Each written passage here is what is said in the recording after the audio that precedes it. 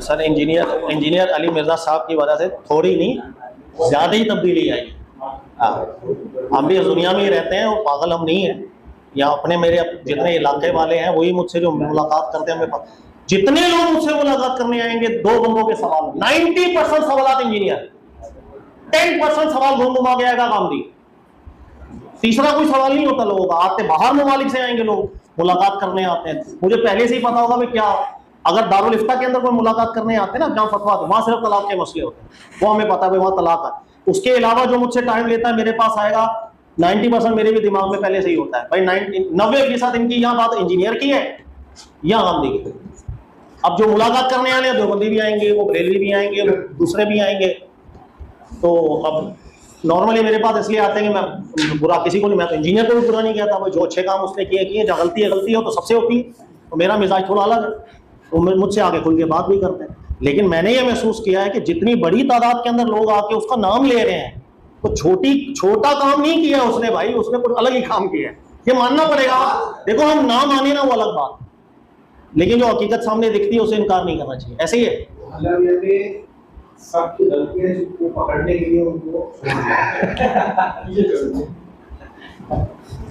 बात थोड़ा जज्बाती है ये, वो अभी भी पहले आपने कुरान हदीस में क्या लिखा है, पहले वो हमने इंजीनियर साहब से किया, फिर मैंने आपसे सुना कि भाई अब उसमें क्या क्या गलती है, तो स्टेप बाय स्टेप हम आगे बढ़ते हैं। वो भी अच्छी बात है। देखो मैं इसलिए नॉर्मली कहता हूँ कि एक शख्स मुझे मिला, आप यकीन करें कि वो इसी तरह जज्बाती था कि नहीं यार हमने तो बरेलवियत में टाइम ज़ाया किया। मैंने कहा बेटा तू बरेलवियत में था, तेरा दीनी ज़हन बना, दीनी ज़हन था तो तुझे रास्ता मिला और आगे तू गया। अगर तू उस बरेलवी में नहीं होता, तेरा दीनी ज़हन नहीं होता, तो पता नहीं कहाँ पड़ा होता दुनियादारी के अंदर, तेरे को हक की राह कैसे मिलती। अल्लाह ताला ने हर चीज़ में प्लस भी होता है माइनस भी होता है, अच्छी चीज़ें भी है बुरी चीज़ें भी है। अगर आप हमारे पाकिस्तान जैसे माहौल के अंदर आप बड़े हो और बोले मैं किसी फिरके से बड़ा नहीं हूँ, झूठ बोल रहे हो। आप किसी ना किसी मस्जिद में जाते होंगे नमाज पढ़ने, वो किसी फिरके की होगी, उसी से ताल्लुक रख के आगे आप आए होंगे। जब दीनी ज़हन बना तो आपको कोई ना कोई रास्ता मिला था और आप आगे चले गए। ऐसे ही होता है। मैं नॉर्मली कहता हूँ मेरे सामने बंदा बैठा पक्का बरेलवी कट्टा, मैं इसको या ताने देना शुरू कर दूं, कब्र परस्त निकल इधर से, ये मेरा तो यार, मैं अपने आप को सोचूं क्या मैं शुरू से ही मौखिक पैदा हुआ मां के पेट से? मैं भी रस्मों रिवाज में रहा हूँ, बहुत अच्छा रहा हूँ, आस्ता आस्ता राह मिलती चली गई, चलती चलती चलो भाई जहां तक है वहां है। तो मैं इमेजिन करूंगा ये मैं इस दौर के अंदर हूं, मैं भी था, मुझे कैसे अल्लाह ने राह दिखाई, कोशिश करूंगा अल्लाह इसे भी राह दिखाए। ये दो अलग चीजें हो जाती है ना। लेकिन हमारे यहाँ प्रॉब्लम है, वो प्रॉब्लम लोग जीने नहीं देते।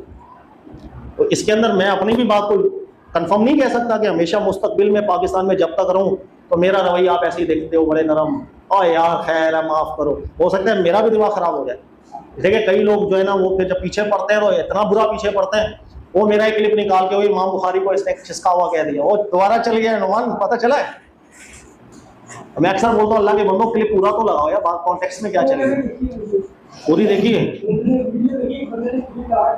क्लिप को छोड़, वो मेरा क्लिप पूरा देखा हुआ तो वो पूरा क्लिप ये है इमाम बुखारी वाला, वो हमारा कोर्स हो रहा था गुलशन के अंदर बुखारी के ऊपर ही।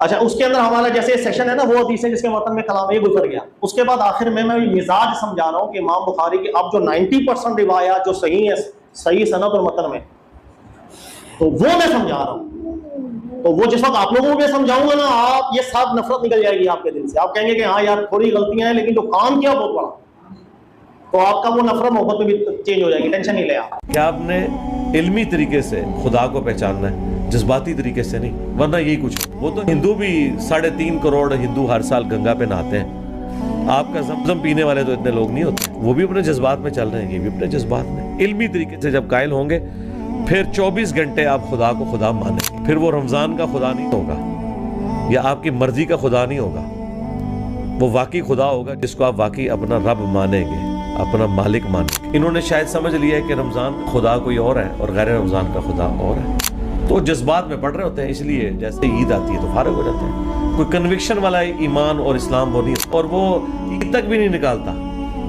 हाँ पहले 10 दिनों में जितनी सफ़े होती हैं अगले 10 दिनों में उससे कम होती है, ठीक है। जिनके जज्बात ज़रा ज़्यादा होते हैं ना वो अगले 10 दिन भी निकाल जाते हैं, और जिनके उससे थोड़े ज़्यादा होते हैं वो उससे अगले 10 दिन भी, तो चांद रात तक सारे जज्बात ठंडे हो चुके होते हैं। चूँकि कन्विक्शन वाला ईमान नहीं ना होता, जज्बात वाला होता है। यही तो हम रोना रो रहे हैं। ये वो दावत नहीं है कि लोग आए और बातें करके चले गए अल्लाह के फजल से, क्योंकि ये बातें करके चला भी गया, ये तो किताबों से जोड़ के जा रहा है, और ये किताबें इतनी मजबूत है कि आप इन किताबों से लाने बरात नहीं कर सकते। अल्हम्दुलिल्लाह। अगरचे आप लोग अमल करते हुए शर्माते हैं, भागते हैं, इनकार कोई नहीं कर रहा। कोई हनफी, शाफी, मालिकी, हंबली नहीं कह सकता कि मैं बुखारी को नहीं मानता, मैं मुस्लिम को नहीं मानता, मैं कुरान को नहीं मानता। लाख बेशक अपने फिरकों को लेके चले, जुर्रत नहीं वो कर सकता। तो सर जादू वो जो सर चढ़ के बोले, और इन्होंने समझा कि लोग जिस तरह पुराने जमाने में जब ये छोटे छोटे थे, खुद हमारी उम्र के, तो लोग घास खाते थे, तो आज भी लोग घास ही खा रहे हैं। नहीं सर, अब तो फास्ट फूड से भी आगे की बात हो चुकी है, फास्ट वीडियोस आ गई है। अब किताबें को नहीं पढ़ता, किताब अगर को पढ़ी जा रही होती सबसे ज्यादा ये कुरान समझ के, ये भी लोगों के पास टाइम नहीं है, लोग इतना सीरियस नहीं ले रहे। तो आपके बुजुर्गों की किताबें तो पढ़ नहीं किसी ने, आप वीडियोस का दौर है, और अब हर तरफ से एक सदा है, क्या ना मैं वहाबी, ना मैं बाबी, मैं हूं मुस्लिम इल्मी किताबी, ना मैं सो कॉल्ड वहाबी हूं और ना मैं बाबों का दिफा करने वाला बाबी हूं, मैं इल्मी किताबी मुस्लिम हूं। मैं भी इनके लिए दुआ करता हूं कि अल्लाह ताला आपको जो है वो हिदायत नसीब फरमाए और बुजुर्ग परस्ती से बचाए। इत्तखदू अहबारहुम व रुहबानहुम अरबाबम मिन दूनिल्लाह के तहत जो आपने अहबार और रुहबान को इतना बड़ा पकड़ा हुआ है, तो आप किताब सुन्नत पे आ जाए, फिरकों को छोड़ के। ठीक होगा जी, आमीन। और अल्लाह ताला मुझे भी हिदायत नसीब फरमाए, आमीन।